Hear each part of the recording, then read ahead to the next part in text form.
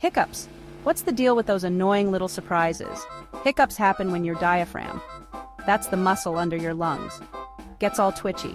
It spasms, and boom! Hiccup City. Sometimes it's from eating too fast, drinking fizzy drinks, or even just getting excited. It's like your body's way of saying slow down. But how do you make them stop? Try holding your breath, or sipping cold water, or my personal favorite, get someone to scare you.